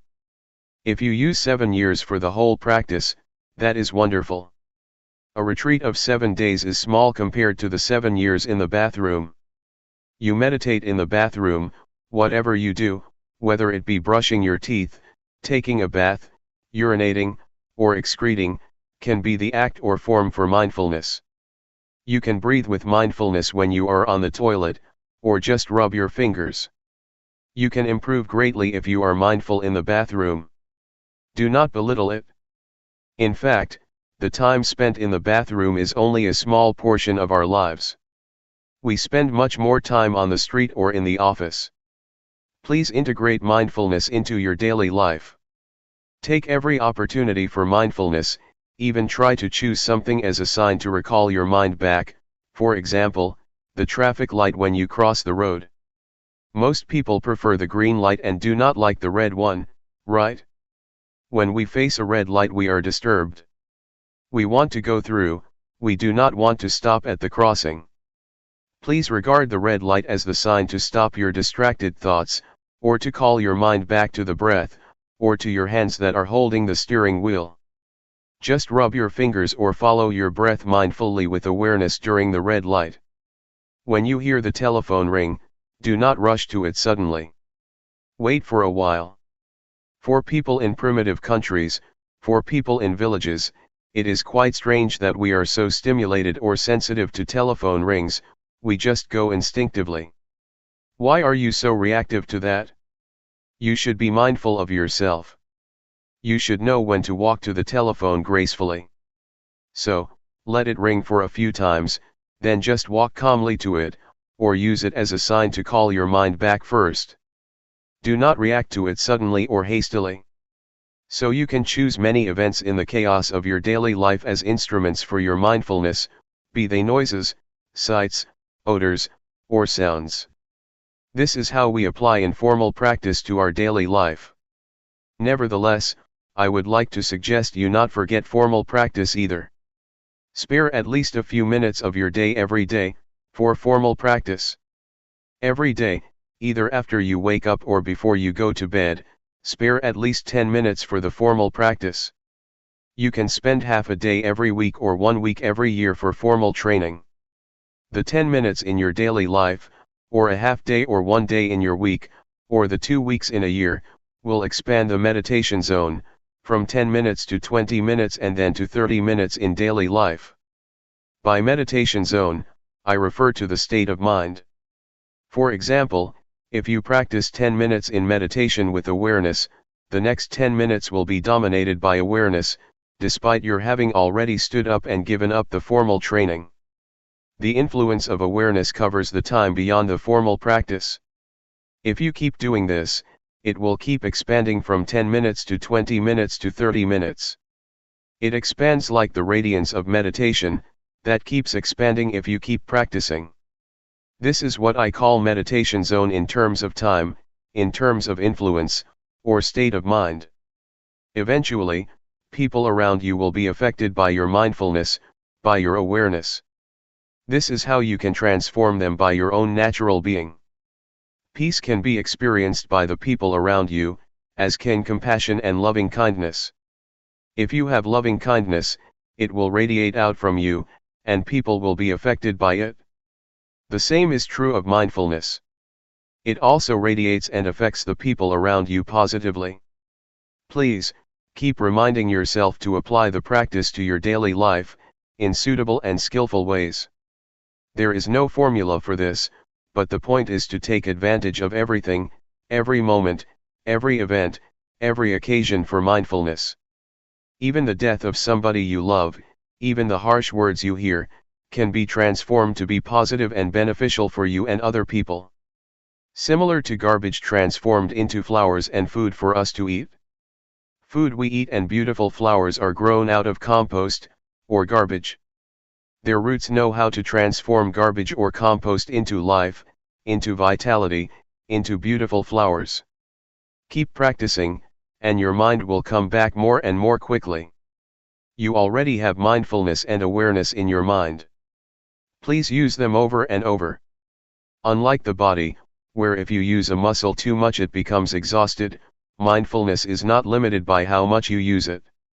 The more you use it, the more powerful it becomes. So do not waste it or spare it. Just use it, and it will always come to your mind. I have a small calendar in my pocket, but I always forget that I have it, because I seldom look at it. If I use it often, I will easily be reminded that it is in my pocket. When I need to know the date, I just take it from my pocket. But since I seldom use it, I always forget that I have it there. The same goes for mindfulness. You already have it but you always forget it. The more you use it, the more frequently it comes to your mind. So, please use it as it is, as you already have it. That's all. The good news for you is that this is my last talk for this retreat. July 13, 1997. Spiritual Tips for Meditators. Part 1. By Luangpor Teean. The Path of Mindfulness. Now I am going to teach you the way to meditate. Please relax and feel comfortable, because what I am going to teach you is based on something you already have in your mind. The teaching that I am going to instruct you in is based on something which is real and genuine, the truth. And the truth cannot be deceived. It cannot be deceived by neither the master nor the students. The master cannot deceive the student and the student cannot deceive the master, once either of them has realized or understands the truth. This is a technique that can be understood by everybody. All of us have mind and body. We also have mindfulness. Mindfulness is a quality of mind that we can cultivate and develop, but it is already in our minds.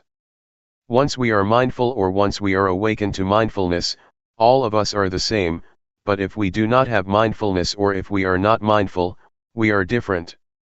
Meditating, especially developing mindfulness, does not require special time designated specifically for this technique. It can be practiced all the time in our daily lives. It does not demand special time, mainly because mindfulness is already in our minds. It can be developed through our daily activities. If we practice properly, we will feel that our lives are normal. We cannot practice for others but have to practice for ourselves. We cannot learn from others but have to learn from direct experience. We have to learn by realizing the truth in our minds. The meditation cannot be achieved from memorizing texts or reading books. We have to experience the reality in ourselves. For example, when we think, we have to see, observe, and experience the reality of thoughts, how they arise and how they fade away. These can be learned through direct experience, not through reading books or memorizing texts. What I am trying to convey is what I have realized from direct experience, not from analytical thoughts or knowledge of texts. This realization is based on direct experience that everybody can achieve or realize for himself. When we practice on what we already have. We have body and mind. We practice by using our body as an object, our body's movement. When our body moves, when our hand moves, we should just be aware. The hand is real, the body is real, and our awareness of them is real and can be cultivated. The more we practice, the more awareness we accumulate. This way of practicing asks us to accumulate awareness, until it becomes the dominant quality of our minds. Once everybody has total awareness, everybody will be the same in the sense that their lives are normal. But if we do not have awareness, we behave differently out of hatred, greed, and delusion, which disrupts our lives so that we contradict each other, preventing harmony and creating disunity. So, the point is how to cultivate awareness. The key to Buddhist meditation is cultivating awareness, and I am going to instruct you how. Once we understand and practice by ourselves, we will know ourselves better and live our lives properly. Now I will demonstrate. Everybody, please place your palms on your thighs, sit comfortably, and open your eyes. First turn your right hand onto its edge from your thigh, raise it to the height of your chest, and move it to your abdomen. Turn your left hand from your thigh, raise it to height of your chest, and move it to your abdomen. Move your right hand to your chest, move it out, lower it to your thigh, and turn it down. Raise your left hand to your chest, turn it out, lower it, and turn it down. Again. Please try to be aware of every movement, aware, not focused. Feel the sensation of your body. Just make it natural. Just feel it. That is the way to develop awareness naturally. Sometimes thoughts will sneak into our minds, just open yourself up to them but don't follow them. Once we are aware of our thoughts, we return to our body, to the movement of our hands. This method does not encourage one to stop thinking but just to be aware of it. In fact, we cannot stop thinking because it is the nature of our mind to think. We should be open to all kinds of thoughts, but do not follow them or repress them. Just be aware. With awareness, we will be firm and not react to our minds, either positively or negatively. This is the introduction. I would like you to try, to practice, to feel yourselves and see how it affects your mind. When you place your hand on your thigh, do you know where your hand is? Once you know where your hand is, you have already cultivated knowingness, that is to know, to feel where your hand is. And the practice of mindfulness is based on this awareness. When you turn your hand on your thigh, do you know the position of your hand? You know where your hand is, right? Raise your hand. Is it on your thigh? Where is it? Who knows the position of your hand? You or other people? Can anybody know for you? Is it only you that can be aware of where your hand is? No, no, no, be aware, be aware, be aware. Do not force your mind to focus or concentrate on every minute of your movements, just feel every step intervally, and don't focus your mind to feel like a straight line of feeling. That's not the right way. The only thing you have to do is be aware. Don't analyze or try to reason what you are going to do or why you are having such thoughts. Don't analyze or rationalize any of your thoughts. Do not make judgments, whether this thought is good or not, just be open to it, be aware of it, with no blame, no repression, and no stopping, just be receptive to the thoughts. This will enable awareness to develop quickly.